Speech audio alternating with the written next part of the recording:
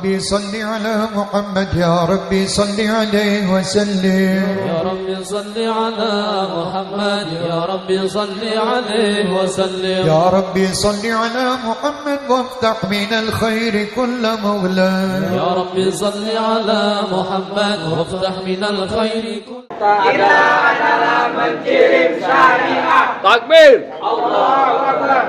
Jangan lupa, supaya channel ini bermanfaat, padamkan warna merah. Klik subscribe, subrek.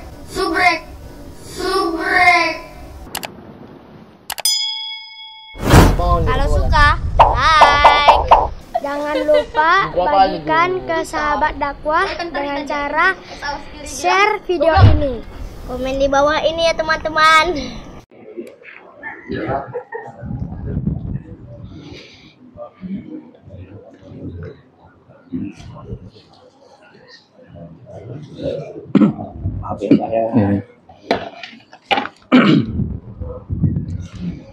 Bismillahirrahmanirrahim. Assalamualaikum warahmatullahi wabarakatuh.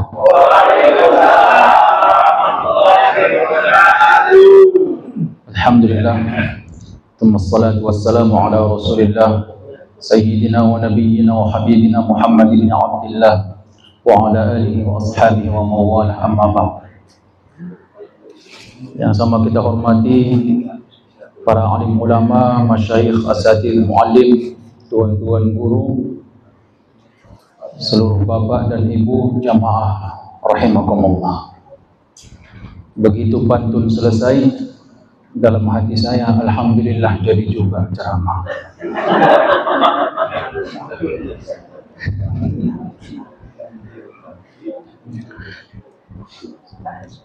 Bapak Ibu hadirin jamaah yang dimuliakan Allah Subhanahu wa taala. Belakangan ini kita perhatikan banyak perdebatan di kalangan masyarakat umum karena terpublikasi di YouTube. Tadi luar biasa pujian dari protokol kepada YouTuber kita. Alhamdulillah, komitmen konsisten ya kan Pak. Perdebatan itu bahkan mencakup semua bidang ilmu pengetahuan yang kadang-kadang tidak semua orang dapat mencernanya, karena ilmu itu tidak diserahkan atau tidak dipublikasikan secara umum semestinya begitu. Maka ulama-ulama kita dulu pun tidak menerangkan ilmu itu secara umum kepada semua pihak. Ada tahapan demi tahapannya, betul nggak Pak? Tapi sekarang karena adanya teknologi dan sumbernya mudah dicari, akhirnya semua bidang ilmu dipublikasikan. Misalnya memperdebatkan tentang nasab, keturunan. Belakangan ini ada yang memperdebatkan tentang agama itu apa sebenarnya. Apakah bagian dari tradisi atau tradisi bagian dari agama? Ada bahkan yang menyalahkan pesantren, tempat mencari ilmu agama. Berbagai macam itu muncul. Ya ada yang memihak, ada yang tidak memihak, kan gitu. Jadi memang satu sisi hal itu tidak bisa dihindarkan. Karena dunia ini terbatas kepada 5 hal. Di antaranya adalah tafakhur bainakum. Berupaya supaya menjadi lebih dibanding yang lain gitu. Jadi perdebatan demi perdebatan itu saya khawatir orientasinya atau tujuannya bukan untuk mencerdaskan orang, bukan untuk mendalamkan pemahaman kepada orang, tapi justru ingin mencari nama gitu. Tafakhurum bainakum, agar dianggap pihaknya lebih benar dibanding yang lain, agar divalidasi atau dianggap kelompoknya lebih bagus dibanding yang lain. Khawatirnya begitu gitu. Maka pada pagi ini saya sebenarnya hanya ingin menyampaikan kepada kita semua, khusus kepada diri saya pribadi, itu perdebatan harusnya sudah selesai di sekolah atau di instansi pendidikan, di lembaga pendidikan, sudah selesai. Apalagi yang ditanyakan hal-hal yang memang sudah dulu dibahas oleh ulama. Tinggal cari saja kitabnya, baca. Sedangkan kita orang awam, masyarakat umum, apa yang mesti kita prioritaskan? Yang mesti kita prioritaskan itu sudah sedekat mana kita dengan Allah saja. Sudah merasa enggak kita hidup ini hanya untuk Allah? Sudah merasa enggak kita aktivitas yang kita lakukan itu disukai oleh Allah? Fokusnya ke sana aja, kenapa gitu? Daripada harus sibuk sana sini, bahas sana sini, menyalahkan sana sini, itu enggak habis-habis memang. Dan pasti selalu ada di setiap zaman. Tapi jangan sampai kita habiskan waktu untuk itu lalu lupa kepada orientasi yang sebenarnya atau yang hakiki. Nah, jadi kalau kita mulai pengajian ini dengan bertanya, Bapak Ibu hadirin, mohon maaf ya, kajiannya agak sedikit serius, saya tidak bisa berpantun, saya tidak bisa berpantun seperti Pak protokol. Lagi pula kalau saya pantun udah habis lah ya, banyak kali udah, beliau lah nanti. Saya wakilkan pantun saya kepada beliau. Agak serius sedikit kita. Pertanyaannya kita mulai dari, sudah merasa diawasin nggak Pak dalam hidup ini? Tidurnya merasa nggak kalau itu diperhatikan Allah? Begitu bangun, merasa nggak kalau kita bangunnya diperhatikan Allah? Mau kamar mandi, merasa nggak kalau kita ke kamar mandi itu diperhatikan Allah? Ini sekarang ini kita duduk pengajian, merasa nggak Pak kalau kita diperhatikan Allah? Jangan-jangan hanya seremonial doang, rame makan roti, minum teh manis, pulang, wih alhamdulillah rame di kampung Banten. Luar biasa pengajian di sana, itu karena protokolnya banyak bantunnya misalnya. Jangan-jangan sampai di sebatas itu kita. Padahal sudah pada tua, saya perhatikan nih, ada yang wajahnya tua kemungkinan umurnya muda. Ada yang kemungkinan wajahnya muda tapi umurnya sudah tua. Yang jelasnya hidup kita di dunia sudah pada tua. Sebentar lagi kita bakal meninggalkan dunia ini. Bukan persoalan putih rambut bapak, bukan persoalan bungkuk jalannya, tapi kalau ajalnya sudah tiba, berangkat. Kira-kira sudah merasa diawasi tidak? Gitu. Ini merupakan perhatian ulama yang bernama Imam Abu Hamid Al-Ghazali Al-Tusi, Kazakhstan, Iran. Dulu beliau juga suka berdebat, mulai dari filsafat, mulai dari teologi atau ilmu kalam, bahkan ilmu-ilmu syariat, bagaimana tentang cara sholat yang disampaikan oleh Nabi, mengangkat tangannya seperti apa, mendekap tangannya bagaimana, rukuknya, i'tidalnya, semuanya diperdebatkan. Apalagi di abad ke-7 Hijriah itu banyak betul para ulama dengan referensi yang berbeda, sehingga pada waktu itu memang butuh diperdebatkan. Tapi kemudian setelah beliau jalani perdebatan demi perdebatan untuk mencari tahu mana yang benar, akhirnya beliau berpikir secara mendalam, ini arahnya mau dibawa kemana gitu. Karena ternyata setelah dapat jawaban, hasil dari perdebatan itu didebat lagi sama pihak lain gitu loh. Nanti kalau kita berdebat soal angkat tangan sampai telinga apa enggak nih, soal syariat misalnya, udah dapat jawaban, kan sudah dicantumkan dalam kitab-kitab fikih, angkat tangan sejajar dengan telinga. Ada lagi yang debat itu nanti, padahal sudah ada kesimpulannya, ada lagi yang debat. Akhirnya beliau berpikir, ini arah kehidupannya mau dibawa kemana? Makanya Imam Al-Ghazali, ini aja Imam Al-Ghazali ini banyak juga yang mendebat ini, yang tidak sepakat dengan Imam Al-Ghazali. Bahkan ada yang menyatakan bahwa mundurnya agama Islam karena mengikuti Imam Ghazali. Ada juga yang bilang gitu, naudzubillah. Jadi akhirnya Imam Al-Ghazali menyendiri, merenungi, ia muraqabah, merasa kehidupan ini adalah bagaimana kita hidup di ridho Allah Subhanahu wa taala. Suka Allah nengok kita. Allah ini kan mengawasi di setiap waktu, di setiap detik kita diawasin, di setiap hembusan nafas kita diawasin. Bagaimana agar setiap gerak-gerik kita, setiap aktivitas kita disukai oleh Allah, itu saja ternyata hidup. Maka cari tahu caranya.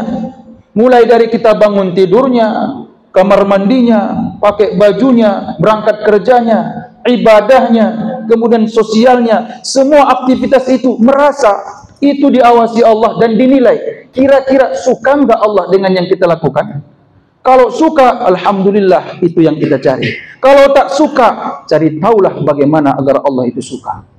Maka Imam Al-Ghazali membuat kitab atau membuat tulisan yang menyesuaikan dengan khalayak.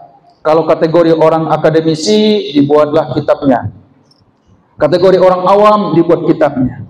Salah satu kitab yang cocok untuk kita, orang awam ini, yang membahas tentang kehidupan sehari-hari. Apa itu? Ya dari bangun tidur, bagaimana bangun tidurnya. Kamar mandi, bagaimana kamar mandinya. Itu kira-kira sudah tahu nggak kita, Pak? Bagaimana harusnya bangun tidur? Atau jangan-jangan asal bangun mikirnya langsung ke masjid supaya ikut pengajian? Udah tahu nggak kita bagaimana kamar mandi, bagaimana aktivitas kita di kamar mandi yang disukai Allah? Itu hal yang sebenarnya seolah-olah ringan. Tapi kan kalau tujuan kita bagaimana agar semua aktivitas disukai Allah, kan harus diperhatikan. Betul nggak, Pak? Imam Ghazali. Jadi Bapak Ibu jamaah yang dimuliakan Allah Subhanahu wa taala. Itu yang pertama ya. Boleh kita saksikan perdebatan, tapi jangan terlalu mendalaminya. Karena bisa jadi bukan kapasitas kita. Begitu kita selesai memperhatikan perdebatan di media sosial misalnya, bayangkan lagi arah mana hidup ini, ya. Apa yang paling penting, kan begitu, Pak. Baik, kita lanjut lagi. Ini saya ingin menjelaskan sedikit tentang ayat 190 surah Ali Imran. Kebetulan waktu subuh tadi kita baca ayat ini waktu imam. Mungkin ada sebagian kita yang sudah hafal. Mana Bu? Udah ngantuk? Bapak gimana Pak? Biasanya gitu tuh, ngantuk pun dibilang belum ya kan? Dari sini, tak masalah itu. Biasa pun saya kalau ceramah baru 15 menit udah ada yang tidur Pak. Tak masalah ya kan? Mungkin Bapak hafalnya. Bismillahirrahmanirrahim. Inna fi khalqis samawati wal ardh wa ikhtilafil laili wan nahari la ayatin li ulil albab. Pernah dengar Pak? Sering lah ya, apalagi pengajian tiap minggu datang. Jangan sampai seperti mama-mama yang suka banyak pengajian. Yang paling banyak pengajian sebenarnya mama-mama. Sudah ada pengajian di Seninnya, ada pengajian di Rabu, ada pengajian akbarnya, ada sholat tasbihnya. Begitu pulang ke rumah mengamuk juga. Entah kenapa, apa yang gerangan terjadi. Tentu ayat ini juga sering didengar. Inna fi khalqis samawati wal ardi wa ikhtilafil laili wan nahar la ayatin li ulil albab. Supaya tidak melebar kemana-mana, kita baca langsung tafsirnya. Ini kita ambil dari tafsir Ar-Razi, Syekh Fakhruddin Ar-Razi. Beliau juga lahir di abad ke-6 Hijriyah. Di masa-masanya Imam Al-Ghazali juga tuh. I'lam anna al-maqsuda min hadzal kitabil karimi jadbul qulubi wal arwah an ishtighali bil khalqi ila al-istighraqi fi ma'rifatil haqq. Maksud ayat ini agar kita mampu mengkolaborasikan antara hati dengan roh untuk fokus kepada makhluk Allah ini yang efeknya menenggelamkan kita kepada kebenaran yang hakiki. Maksudnya bagaimana nih? Kita kan interaksi kita ini dengan makhluk, Pak. Jumpa dengan orang, ini orang kan makhluk. Makhluk itu bahasa Arab yang diartikan dengan diciptakan, kan gitu. Kullu ma siwallah makhluk. Semua selain Allah disebut makhluk. Dan interaksi kita selalu dengan makhluk. Bagaimana agar kita ketika jumpa dengan orang tapi menenggelamkan kita kepada kebenaran yang hakiki, yakni dengan melihat orang kita sampai kepada Allah, dengan melihat makhluk lain menghantarkan kita kepada Allah. Kira-kira mau tidak ilmu semacam ini, Pak? Melihat Bapak yang saya bayangkan adalah keberadaan Allah. Melihat alam yang saya lihat adalah Allah, gitu ya. Tapi jangan salah pemahaman, yang kita lihat ini bukan zat atau fisiknya, karena Allah pun tidak ada fisik. Allah punya zat tapi tak berfisik seperti manusia. Kemudian Falamma tala al-kalamu fi taqrir al-ahkam wal jawab an syubuhatil mubtilin ada ila anaril qulub. Jadi ini berkaitan dengan perdebatan yang saya bicarakan di awal, bahwa ayat sebelum ayat yang kita baca ini cenderung membahas tentang perdebatan, dan itu perdebatan itu bisa menyebabkan hati gelap karena menimbulkan emosi, tidak mampu mengontrol emosi, gitu ya. Ilmu bisa didapat, tapi bisa jadi hati gelap. Ilmu itu kan sebatas intelektual, tapi dengan ilmu pengetahuan yang dia yakini lebih benar dibanding orang lain, bisa menyebabkan hatinya gelap. Oleh sebab itu Allah menyambungkan ayat perdebatan di awal dengan ayat ini dengan tujuan agar hatinya kembali bersinar, supaya hati itu kembali bersinar, gitu.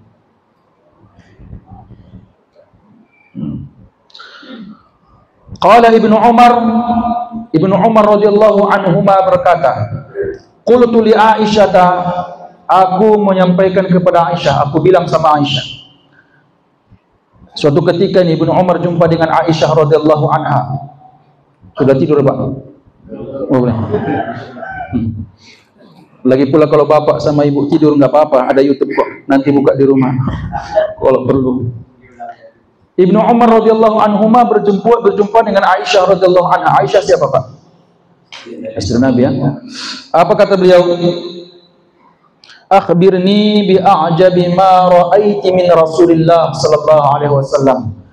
Cobalah dulu ceritakan kepadaku apa yang paling engkau kagumi dari Nabi. Ini pertanyaan yang mantap ini kan.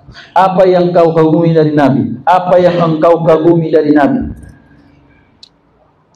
Fabakat wa atalat thumma qalat.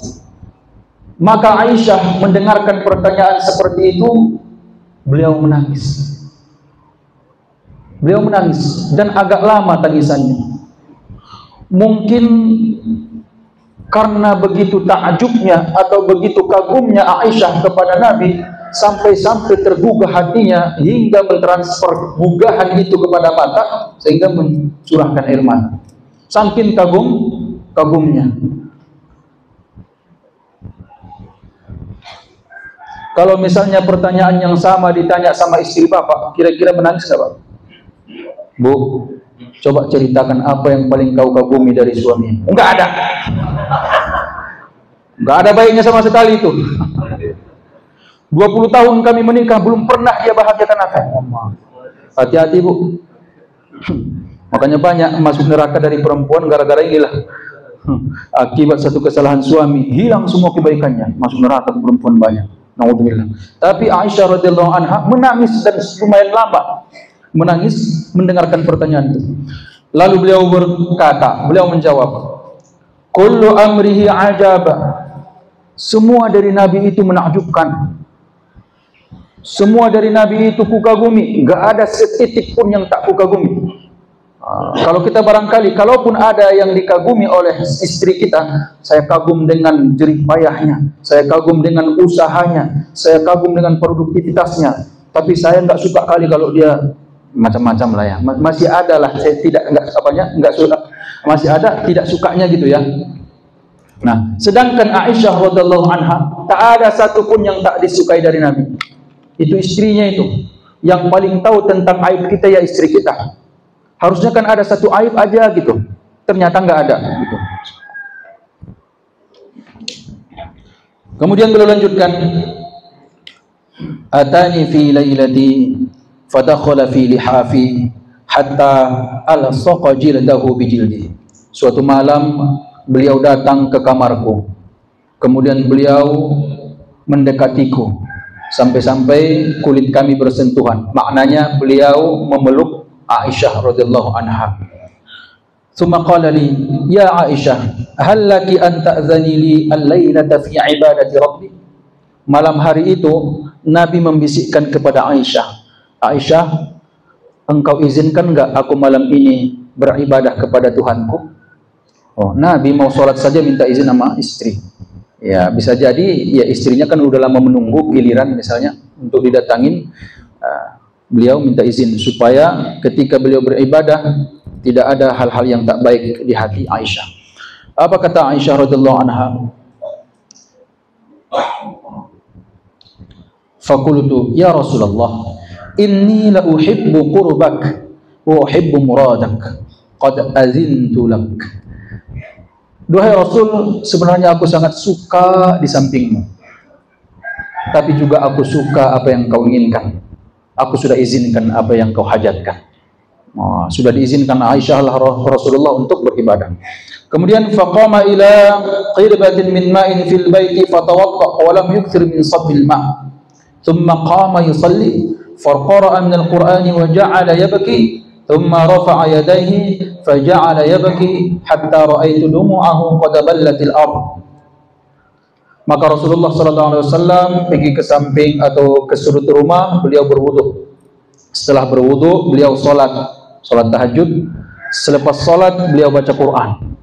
Waktu beliau baca Quran, menetes air matanya. Dan tetesan air mata itu tidak tanggung-tanggung Pak, sampai jatuh ke lantai. Barangkali kalau kita menangis cuma sebatas membasahi pipi, tapi tangisan Nabi saat ini bisa jatuh ke lantai. Maka Aisyah radhiyallahu anha juga heran dengan kondisi Rasulullah yang seperti ini. Nabi membaca Quran yang menyebabkan beliau menangis. Thumma rafa'a yadayhi faja'ala yabki hatta ra'aitu dumu'ahu qad ballatil ardh. Kemudian setelah beliau baca Quran, beliau menadahkan tangan berdoa kepada Allah yang menyebabkan tangisannya semakin menjadi-jadi sehingga air matanya semakin deras keluar, jatuh ke lantai. Baca Quran menangis, angkat tangan doa menangis. Itu Rasulullah. Kemudian menjelang subuh, fa'atahu Bilal yu'dhinuhu bi salatil ghadat fara'ahu yabki. Ketika Rasulullah sudah keluar dari kamarnya cari Bilal untuk suruh azan untuk salat subuh, Bilal nampak wajah Nabi dan matanya bengkak. Lalu bertanya, ya Rasul, atabaki wa qad ghafarallahu lak ma taqaddama min dzambik wa ma ta'akhkhar. Ya Rasul, apakah engkau baru saja menangis? Padahal dosamu telah diampunkan Allah yang lewat dan yang akan datang. Karena kan Nabi tangisannya sangat hebat sampai-sampai matanya bengkak, kan ketahuan beliau baru saja menangis. Padahal dosamu telah diampunkan oleh Allah. Faqala, maka Rasul jawab, ya Bilal, afala akunu abadan syakura. Duhai Bilal, apakah aku tidak layak menjadi hamba yang bersyukur? Jadi ternyata Nabi baca Quran, Nabi menadahkan tangan, itu karena rasa syukur yang luar biasa kepada Allah. Rasa syukurnya itu menyebabkan hatinya menggebu-gebu sehingga meneteskan air mata. Kira-kira apa yang beliau syukuri, Pak? Apa yang beliau syukuri? Rasul bukan mensyukuri karena banyak harta. Rasul bukan mensyukuri karena tinggi jabatannya. Rasul bukan mensyukuri karena luas tanahnya, tapi yang Rasul syukuri apa? Ketika ayat ini turun, inna fi khalqis samawati wal ardi wa ikhtilafil laili wan nahar la ayatin li ulil albab. Sesungguhnya pada penciptaan langit dan bumi dan pertukaran siang dan malam itu sebagai bukti keberadaan Allah dan kemahakuasaan Allah bagi orang yang punya akal, punya pemikiran. Dan yang disyukuri oleh Nabi Muhammad SAW adalah ketika beliau sampai kepada mengenal Allah, bersama dengan Allah, karena melihat makhluk-makhluk Allah ini. Jadi yang patut kita syukuri, Pak, bukan sehat yang kita rasa sekarang, bukan rezeki yang kita nikmatin sekarang, bukan kekuasaan yang kita punya sekarang, bukan harta yang kita miliki sekarang, tapi yang paling layak kita syukuri adalah kita mengenal Allah. Kita faham bahwa ada yang menciptakan kita. Kita tahu bahwa ada yang mengelola langit dan bumi. Bayangkan saja, banyak pun harta manusia ini, tinggi jabatannya, luas kekuasaannya, tapi tidak sampai berpikir bahwa ada yang menciptakan langit dan bumi, itu rugi. Rugi. Maka yang paling patut disyukuri adalah ketika Bapak merasa ada Tuhan yang menciptakan, ada Allah yang mengelola. Itu yang paling layak untuk kita syukuri. Alhamdulillah. Kadang-kadang kalaupun misalnya kita belum punya uang banyak, tak cukup pendapatan dengan kebutuhan, pekerjaan tidak jelas, ngapain repot mikirkan itu? Selagi kita masih merasa adanya Allah Subhanahu wa taala, syukur. Alhamdulillah. Ini rahasia ini sebenarnya. Jadi hilang semua masalah dalam hidup kalau sampailah kemari. Sampai-sampai Rasulullah menangis. Menangis Nabi gara-gara mensyukuri betapa hatinya dekat dengan Allah. Kan itu tingkatnya ulul albab, Pak, bukan sebatas ya'qilun. Ayat yang sama terdapat dalam surah Al-Baqarah. Kalau di surah Al-Baqarah ada ya'qilun ujungnya. Inna fi khalqis samawati wal ardi wa ikhtilafil laili wan nahari wal fulki allati tajri fil bahri bima yanfa'un nas wa ma anzalallahu minas samaa'i min ma'in fahya bil ardi ba'da mautiha wa batha fiha min kulli dabbah وتصريف الرياح والسحاب المسخر بين السماء والأرض لآيات لقوم يعقلون. Dalam surah Al-Baqarah itu ujungnya ya'qilun, akal, bahwa langit dan bumi berputaran antara siang dan malam, tumbuhan yang tumbuh, semua tanda-tanda kekuasaan Allah ini bukti keberadaannya bagi orang yang punya akal. Itu di Al-Baqarah. Tapi kalau di surah Ali Imran ini la ayatil liulil albab, bagi orang yang punya lubuk, tidak hanya akal, tapi orang yang punya pendalaman, penghayatan, akal dan ruhnya kolaborasi untuk menangkap keberadaan Allah Subhanahu wa taala. Jadi benar-benar merasa kita ini bersama dengan Allah. Benar-benar kita merasa ini berada dalam pantauan Allah. Udah sampai ke sana Pak kira-kira? Itu yang kita upayakan kan, supaya ketika dijadikan kita miskin, dijadikan kita kaya, dijadikan sehat, dijadikan kita mati, ya sama saja. Selama kita bersama dengan Allah, selesai urusan. Itu yang lebih patut kita syukuri. Maka Nabi tidak pernah bercita-cita bagaimana supaya kaya, enggak ada itu. Tidak pernah bercita-cita bagaimana supaya investasinya banyak, enggak ada itu. Yang kita tahu sejarah kan, ketika Rasulullah wafat, apa warisannya Pak? Ada rupanya warisan dia puluhan hektar misalnya atau ratusan hektar. Enggak ada kan? Kalau mau saja Nabi, begitu mudah dapatkan harta. Tapi bukan itu. Sudah dapat rasanya dengan Allah Subhanahu wa taala, sudah sangat bersyukur. Alhamdulillah. Nah, dalam ayat ini mengajarkan kepada kita dengan melihat langit, melihat bumi, melihat sekeliling ini, bagaimana agar menghantarkan kita kepada Allah Subhanahu wa taala. Maka Rasulullah ada tradisi Pak, malam hari beliau bangun, tuh kan kamarnya begitu dibuka tuh nampak langit, beliau berwudu, tengok langit terlebih dahulu untuk mengambil i'tibar. Luar biasa ciptaanmu ini kan begitu. Berarti ada yang menciptakan. Karena begini Pak, melihat makhluk ini kan menghantarkan kita kepada Allah. Ya, kok bisa ada langit? Kok bisa ada bumi? Kira-kira siapa yang ciptain kan begitu? Apa mungkin dia tercipta sendiri? Mungkin enggak Pak? Kira-kira tercipta sendiri. Dari yang sebelumnya enggak ada menjadi ada, mungkin enggak? Kalau enggak ada yang menciptakan, logika kita kan berkata enggak mungkin. Ini pasti ada yang menciptain. Siapa yang menciptakan? Tentu yang tidak sama dengan dia, dengan langit itu. Yang menciptakan langit ya tak mungkin sama dengan langit. Yang menciptakan bumi enggak mungkin sama dengan bumi. Pasti berbeda. Sampai-sampailah kita kepada keberadaan Allah Subhanahu wa taala. Disitulah kemantapan keimanan tadi, bahwa yang menciptakan segala sesuatu adalah Allah Subhanahu wa taala. Kalau sudah merasa itu, benar-benar keyakinan kita mendalam, alhamdulillah, timbullah rasa syukur. Nah, ketika itu Pak, ketika keyakinan itu sudah mantap, disitulah panjatkan doa, karena kedekatan kita dengan Allah Subhanahu wa taala tak berjarak lagi. Ayat ini sambungannya, alladzina yadhkuruna Allaha qiyaman wa qu'udan wa 'ala junubihim wa yatafakkaruna fi khalqis samawati wal ardh rabbana ma khalaqta hadza batila subhanak faqina 'adzaban nar. Orang yang sudah masuk mendalami tenggelamnya bersama dengan Allah, dia akan yadhkurunallah, pasti dia akan berzikir kepada Allah.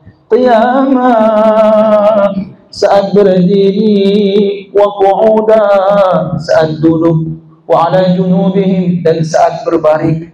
Berdiri zikir kepada Allah, duduk zikir kepada Allah, berbaring juga zikir kepada Allah. Wa yatafakkaruna fi khalqis samawati wal ardh, lalu memikirkan betapa hebatnya ciptaan Allah ini semua. Pasti Allah ciptakan ada gunanya. Kalau kita tidak mampu mencari tahu apa guna sesuatu, apa gunanya semut diciptakan, apa gunanya samudra diciptakan, apa gunanya langit diciptakan, apa gunanya yang hal benda kecil diciptakan, tak sampai kita untuk menelaah apa kegunaannya. Sebut saja subhanaka faqina adzabannar. Subhanak, maha suci engkau Allah dari hal-hal yang tidak baik atau dari hal-hal yang tidak berguna, yang batil gitu. Faqina adzabannar, hindarkanlah kami dari api neraka. Nah, jadi Bapak Ibu jamaah yang dimuliakan Allah Subhanahu wa taala, kita simpulkan sajalah ya. Pelajaran kita pagi ini ya telah diri muhasabah sebenarnya, introspeksi. Kira-kira sudah sejauh mana dekat kita dengan Allah?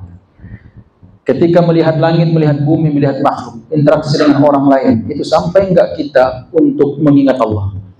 Karena semua ini kan ciptaannya, dan tidak ada yang bisa menciptakannya kecuali Dia. Nah, sehingga ketika sudah menyampaikan kita kepada Allah, baru lihat, udah berzikir enggak sewaktu duduk, berdiri, atau berbaring. Nah, nanti tafsirnya beda-beda. Zikir yang dimaksud apakah ucapan Allah, apakah sholat, beda-beda. Cuman yang jelas, kalau sudah tenggelam kepada kebenaran yang hakiki, yakni sudah merasa bersama dengan Allah, hadir dengan Allah Subhanahu wa taala, pasti qalbun akan berkata Allah itu ada atau membenarkannya. Lisan akan mengucapkan kalimat Allah atau subhanallah, dan tentu anggota badan kita akan membuktikan dengan kepatuhan atas perintah-perintah Allah Subhanahu wa taala.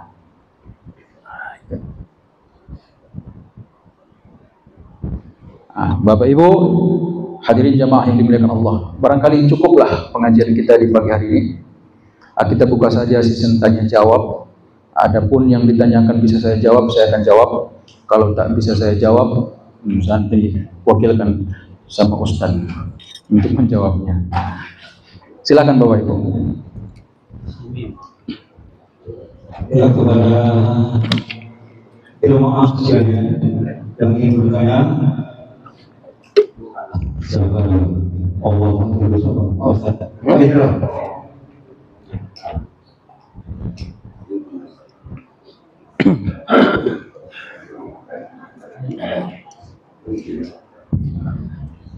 Assalamualaikum warahmatullahi wabarakatuh. Waalaikumsalam warahmatullahi wabarakatuh.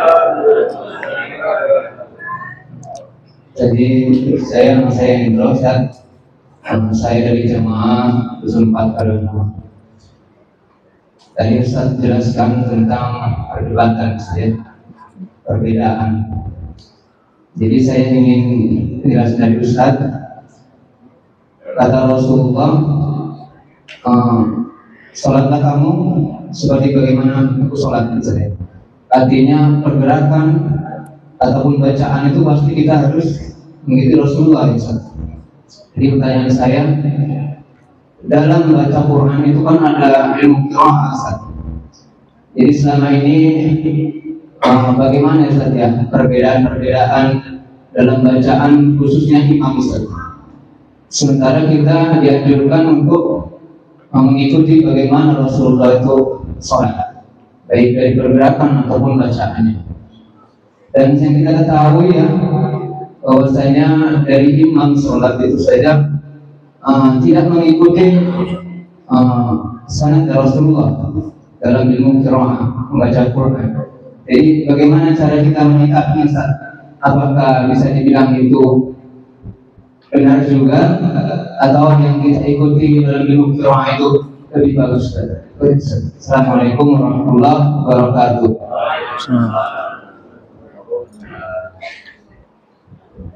Masya Allah, yang luar biasa pertanyaannya Pak ya. Boleh pulang ini. Saya balik tanya dulu Pak sebelum saya jawab. Dari mana Bapak tahu bahwa bacaan imam itu tidak bersanad dengan Rasulullah? Ilmu qiraat kan banyak, sampai 10 qiraah. 14 lagi yang lebih tinggi ilmunya. Saya sampai 10 doang. Saya nyantri di pesantren Mustafawiyah Purba Baru, kami belajar qiraah sampai 10. Bapak berarti alumni Mesir mungkin sampai 14. Itu ya. Jadi banyak. Nah, itu jadi pertanyaannya. Dari mana kita tahu imam itu tidak sesuai qiraahnya? Itu dulu Pak. Kira-kira dari mana?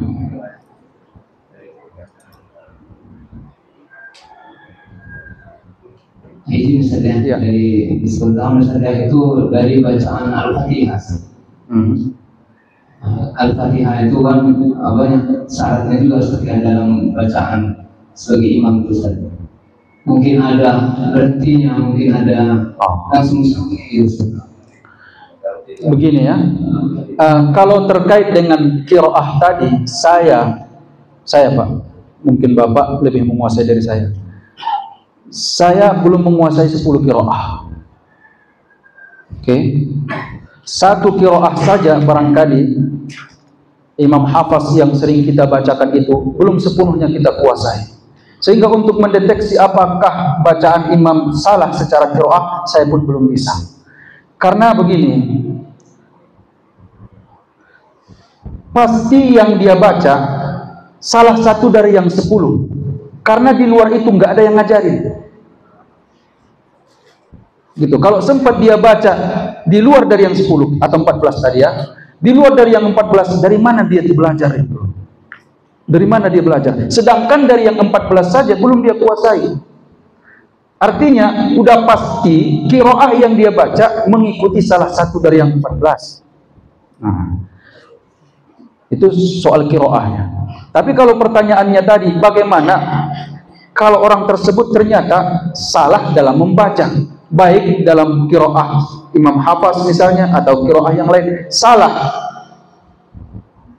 boleh tidak kita mengikutinya? Nah, itu baru pertanyaan kita. Ya silakan. Iya. Dalam hadis Rasul itu dikatakan Rasul itu baca waktu itu surah itu ayatnya per ayat maksudnya Alhamdulillah alamin, Rahmanirrahim, terus per ayat kan itu bahasa hadis Rasul itu. Sementara ada imam langsung disambungnya, Bismillahirrahmanirrahim sambungnya gitu. Jadi maksudnya Oh gitu.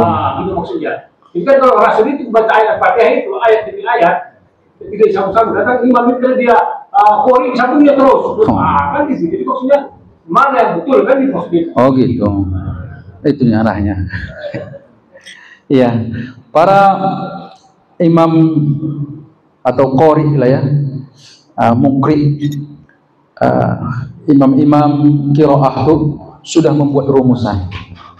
Kita langsung ke qiraah kita sajalah ya. Imam Hafaz itu sudah ada rumusan dalam Al-Quran kita itu, di mana boleh wakaf, di mana tidak boleh wakaf. Dan ada banyak tanda di situ. Ada wakaf lam, lam itu maknanya la taqaf, justru dianjurkan untuk tidak wakaf. La taqaf, jangan wakaf. Ada mim, mim maknanya lazim wakaf, mestilah berhenti. Ada jim lam, jaiz wakaf, boleh berhenti, boleh wasal. Jim lam itu jim jaiz, lamnya wasal, boleh berhenti, boleh lanjut. Ada yang jim jaiz waqaf, boleh berhenti, boleh juga lanjut, tapi lebih bagus berhenti. Ada qaf lam waqaf dan wasal, mestinya berhenti tapi boleh lanjut. Apalagi ada sad wasal, nyambung. Ada banyak jenis pemberhentian dalam Al-Quran, dan itu sudah dirumuskan oleh ulama qiraah. Nah, kebetulan itu imam dia nyambung. Apakah salah? Tidak salah selama tidak keluar dari rumus. Kemudian yang semestinya kita berhenti itu atau lazim waqaf mesti berhenti itu ketika waqafnya huruf mim, mesti berhenti. Tapi kalau seandainya kita sambung pun itu tidak menyebabkan bacaan salah, hanya etika saja gitu. Apakah itu menyalahi daripada aturan yang telah diterapkan oleh Nabi, sallu kama ra'aitumuni usolli, salatlah kalian sebagaimana melihatku salat? Apakah itu menyalahi mereka? Tidak. Yang lebih tahu tentang aturan salat itu justru para ulama tadi yang merumuskan bagaimana cara baca Quran itu dibanding kita. Maka kalau mau ngikut Nabi, salat seperti salatnya Nabi, ikutlah ulama itu, karena dia yang lebih tahu dibandingkan kita. Gitu kan Pak? Nah, ikuti saja rumus-rumus yang sudah diterapkan oleh ulama tadi. Bagaimana cara tengok aja tuh di Al-Quran sudah ada tulisan-tulisannya. Dan alhamdulillah Al-Quran yang disebarkan ke kita ini kan sudah divalidasi terlebih dahulu, dikoreksi terlebih dahulu oleh hafiz-hafiz Al-Quran yang tentang qiraah itu mereka faham. Jadi tidak ada salahnya. Nah, seandainya ada imam menyambung ayat yang semestinya ada tanda waqaf di sini, tapi dia sambung, itu etikanya saja yang salah, tapi tidak menyalahi, tidak menyebabkan sholat itu salah. Apalagi nafasnya panjang itu. Tapi mana yang sebagusnya sebenarnya begini, ketika tajwidnya sudah pas, waqafnya sudah sesuai, artinya dia sambung tapi tidak wajib waqaf di situ, dia sambung itu kan sesuai. Nah, saat baca Quran itu ada memang waktu-waktu yang atau momentum-momentum yang harus dipahami oleh imam. Gini Pak, ini kan udah masuk persoalan fikih ini sebenarnya. Kalau sholat taraweh, kita mainkanlah bacaan mujawwad, waqaf di setiap akhir ayat. Insya Allah yang 23 rakaat jamaahnya di malam pertama banyak, malam kedua berkurang drastis. Bismillahirrahmanirrahim. Yang punya jam nengok jam sambil sholat. Alhamdulillahi Rabbil Alamin Ar-Rahmanir-Rahim. 23 rakaat enggak sempat makan nanti awak, macam-macam lah ya. Jadi faham imam itu dia tahu tajwid, tata cara baca Quran dengan baik dan benar, dia tahu waqafnya mana yang penting waqaf, dia tahu boleh sambung mana yang boleh sambung dan seterusnya, dan dia faham kondisi jamaah di belakang, akhirnya dia pakai yang boleh untuk kemaslahatan makmum. Bismillahirrahmanirrahim. Alhamdulillahi Rabbil Alamin Ar-Rahmanir-Rahim Maliki. Nah, itu insyaallah 23 rakaat selesai setengah 9, jamaah konsisten ikut sampai akhir. Alhamdulillah. Yang kedua, salah satu dari pentingnya seorang imam memahami makmum, karena kan imam ini harusnya memahami makmum, karena dia mau memimpin kan begitu. Dia faham kondisi makmum. Tarawih, bahkan sholat tarawih misalnya dibolehkan membaca Al-Fatihah bersamaan dengan makmum.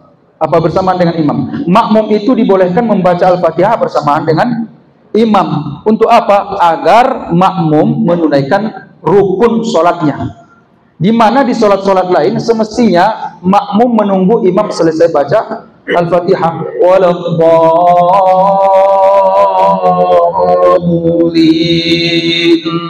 Berhenti dulu, waqaf dulu Pak. Berhenti sebatas bacaan subhanallah ya. Baru serentak baca takminnya, aminnya dengan imam. Amin serentak dengan imamnya. Maka imam pun disunahkan baca amin gitu. Amin. Setelah itu baru makmum baca Al-Fatihah. Tapi di sholat taraweh boleh kita bersamaan baca. Imam Bismillahirrahmanirrahim, kita baca juga Bismillahirrahmanirrahim. Kenapa demikian? Dikhawatirkan kalau tak ikut kita baca Al-Fatihah, imamnya selesai baca Al-Fatihah, lalu kemudian kita membaca Al-Fatihah, tiba-tiba dia udah rukuk saking cepat kebacaan.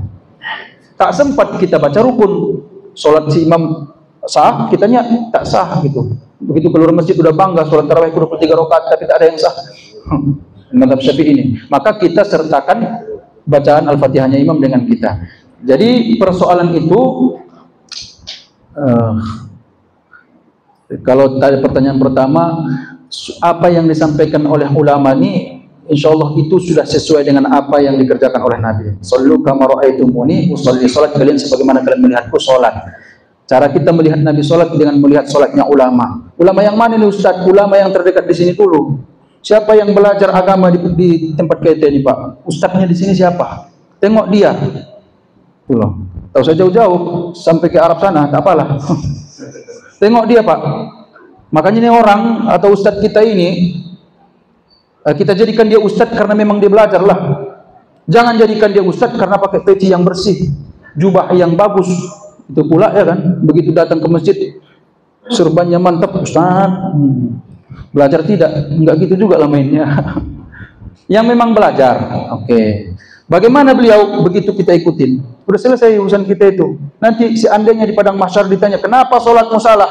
Saya ngikut sama ulama, syekh kami atau ustadz kami di kampung. Tapi dia juga salah. Ya mana urusan saya lagi?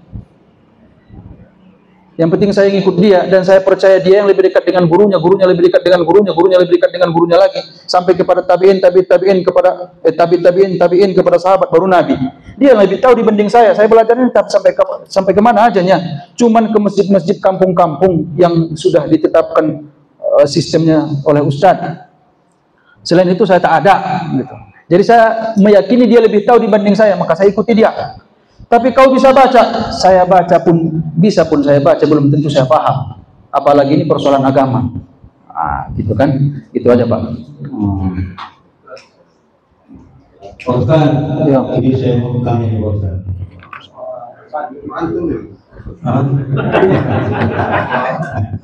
Ini Ustaz, ada yang menyampaikan, saya dengar nih.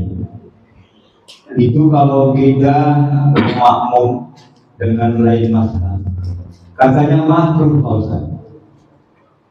Jadi saya terlihat, jadi kalau umroh itu kita beri makanan di sana itu kan bukan Saudi banyak Pak Ustaz. Jadi bagaimana? Jadi makruh lah sholat kita itu di sana. Nah, mohon jawabannya Pak Ustaz. Katanya, saya pengen tahu kata siapa ini. Ya Pak. Iya. Gini aja sebenarnya. Ada satu tempat, gitu kan Pak? Satu tempat masjid. Oke. Kebetulan masjidnya dua di situ. Ada yang mazhab Syafi'i, ada yang tidak mazhab Syafi'i. Pilih saja tuh mazhab Syafi'i. Enggak ada mazhab Syafi'i, tapi kita mau bermakmum, ikutin saja tuh mazhab lain. Apakah makruh? Tak makruh di situ. Tak makruh. Persoalannya tadi enggak ada di situ mazhab yang sesuai dengan mazhab kita. Kemudian bagaimana dengan di Masjidil Haram?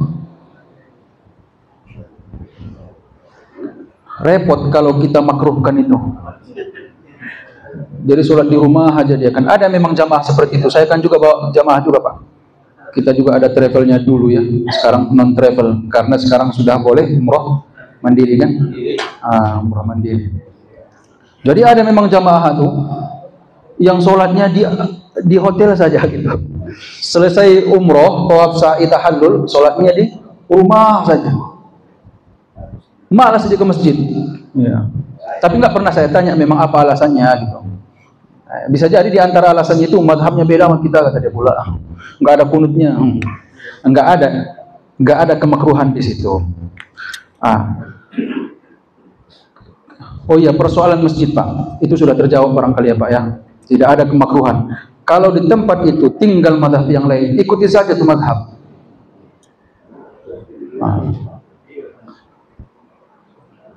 Yang jadi persoalan sebenarnya sekarang ini, kalau saya menelaahnya kepada efek sosial, apa itu membangun masjid berlomba-lomba, gitu kan? Untuk fastabiqul khairat alasannya, tapi dampaknya bisa memecah belah umat, gitu. Di Pekanbaru terjadi sebenarnya. Man bana masjidan banallahu lahu baitan fil jannah. Siapa yang membangun masjid, Allah akan bangun istana kepadanya di dalam surga. Atas dasar ini mari sama-sama kita bangun masjid yang megah di tempat kita. Sebenarnya sudah ada masjid di tempat kita ini, dekat dengan kampung ini, dan kita sholat Jumat juga biasanya ke sana. Tapi menurut hemat kami, belum terlalu banyak inovasi-inovasi yang dibuatnya. Pengajian tidak seberapa, makan pun tidak ada. Maka kita bangun masjid ini lebih megah. Kita buat semua program yang baik di tempat ini, sehingga masjid ini menjadi acuan utama dan jamaah yang lain akan datang kemari. Seolah-olah inovatif, kreatif, tujuannya bagus dan mantap. Tapi apa dampaknya, Pak? Terjadi perpecahan. Yang sudah rutin ke masjid sana tiap waktu Jumat, mereka belum tentu mau langsung ke masjid baru ini, apalagi program-program baru. Mestinya bagaimana? Masjid itu saja makmuran. Kenapa? Dana-dana itu alokasikan ke masjid itu, rapatkan dengan jamaah, dengan nazir, dengan masyarakat. Apa yang mau dibuat kalau memang ada inovasi baru? Makanya dalam mazhab Syafi'i tidak diperbolehkan membangun dua masjid dalam satu tempat. Tak boleh itu. Itu dampaknya. Walaupun bangun masjid itu bagus. Itu apa? Bangun masjid bagus, berlomba-lomba dalam kebaikan bagus, bahkan hadisnya jelas siapa yang bangun masjid dapat istana di surga. Tapi tidak tepat juga bila mana efeknya tak bagus. Kaidah fikihnya darul mafasid muqaddamun ala jalbil masalih. Menghindari keburukan lebih bagus dibandingkan mendapatkan kemaslahatan. Tujuannya memang maslahat, tapi dampaknya mafsadat. Hindarkan mafsadat itu. Itu dia. Itu persoalannya. Jadi alhamdulillah lah kita mengikut mazhab Syafi'i, karena tidak hanya persoalan ibadah makhluk saja, ibadah sosial juga diperhatikan. Sekarang saya sambung sedikit Pak Ustaz. Silakan Pak. Jadi tadi Ustaz ceritakan dilarang untuk membangun masjid ya Pak ya, berdekatan. Ini kenyataannya ada Pak Ustaz. Di Tanah Merah, di Jalan Gunung Rinjani. Ini saya yang menyaksikan sendiri. Hanya 50 meter Pak. Musola itu bergantian. Jadi bagaimana itu?